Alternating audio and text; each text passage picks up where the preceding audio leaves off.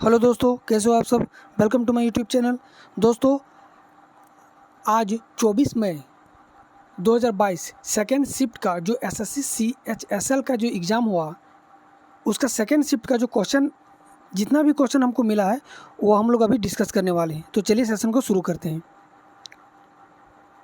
जो पहला क्वेश्चन है वो है नन मेटल आवर्त सारणी के किस तरफ आते हैं।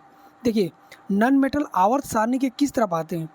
तो अगर हम आवर्त सारणी को अगर बनाएं तो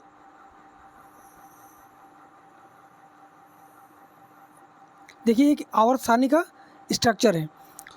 तो ये एस ब्लॉक, ये पी ब्लॉक, ये डी ब्लॉक और नीचे की ओर होता है एफ ब्लॉक। देखिए, तो जो नन मेटल आता है ना, ये पी ब्लॉक में आता है। पी ब्लॉक में मेटल भी होता है, कुछ सेमीकंडक्टर जिसको मेटल और नन मेटल के बीच में रखा गया है, और नन मेटल भी आता है इसमें। तो ये जो इसका करेक्ट आंसर आ जाएगा वो आ जाएगा राइट साइड, ऊपर की ओर। तो आपका ऑप्शन में राइट साइड दिया था, तो इसका राइट साइड करेक्ट आंसर हो जाएगा। दोस्तों, ये जो अभी जो पूछा गया है, पहला शिफ्ट में भी पीरियडिक टेबल से पूछा था, इस शिफ्ट में भी पीरियडिक टेबल से 2 क्वेश्चन पूछा गया है। तो अब आप लोग को जो कल जो एग्ज़ाम होने वाला है उसके लिए, या फिर जो थर्ड शिफ्ट में एग्ज़ाम होने वाला है उसके लिए, ये जो पीरियडिक टेबल से जितने भी क्वेश्चन आप लोग कर पाएंगे आप लोग कर लीजिए, क्योंकि पीरियडिक टेबल से 1 से 2 क्वेश्चन हर शिफ्ट में पूछा जा रहा है। तो आप लोग के लिए पीरियडिक टेबल बहुत ही इंपॉर्टेंट हो गया अभी।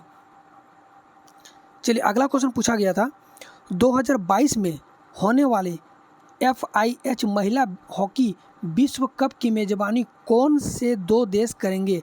तो देखिए, जो 2 देश है वो है स्पेन और नीदरलैंड।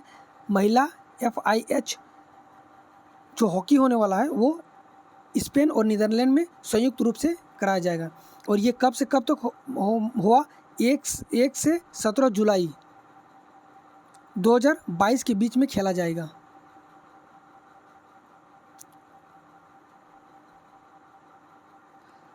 देखिए, संगीत के क्षेत्र में पहली बार भारत रत्न किसे दिया गया था।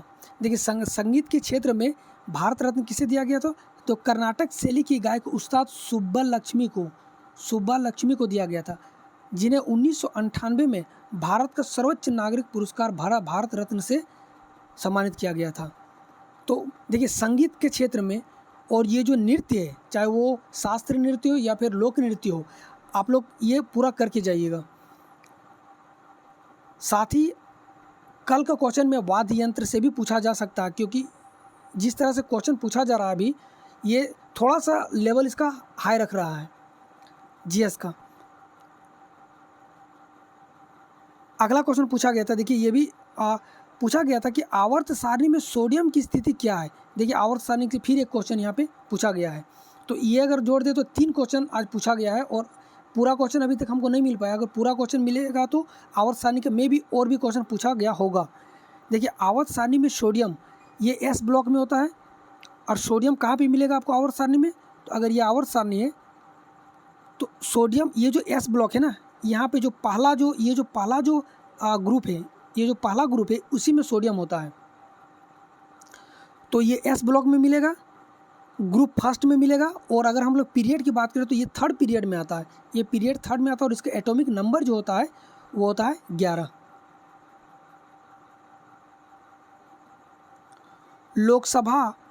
लोकसभा अध्यक्ष और उपाध्यक्ष की अनुपस्थिति में लोकसभा की अध्यक्षता कौन करता है।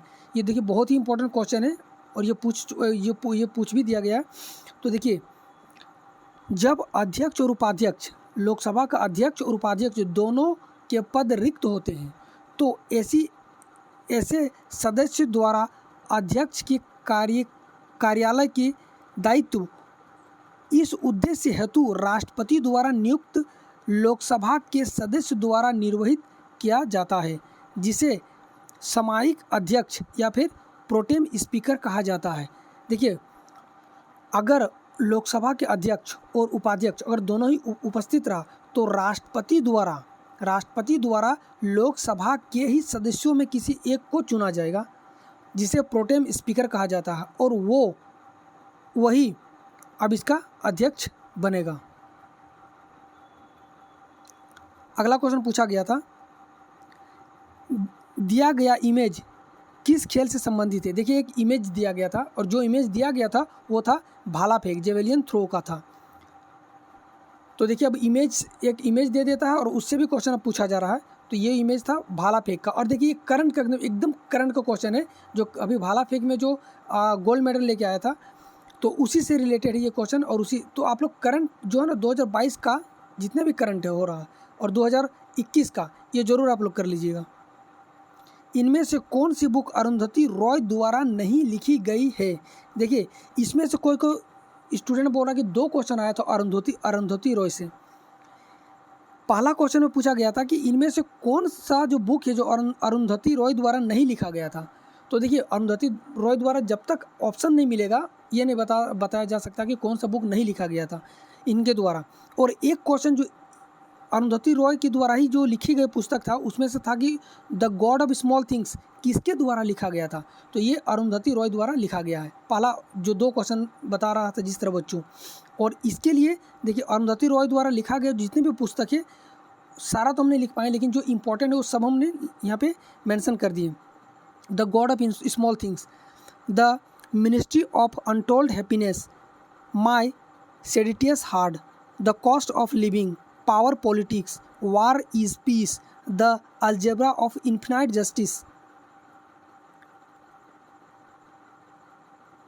The checkbook and the cruise missile, the war, an ordinary person's guide of empire, public power in the age of empire, war with the no end, the shape of the beast, listening to grasshopper, broken republic, the end of imagination, आज़ादी। ये सब अरुंधति रॉय द्वारा लिखा गया पुस्तक है। अब इसके अलावा जो पुस्तक नहीं होगा ऑप्शन में वही उनका करेक्ट आंसर हो जाएगा।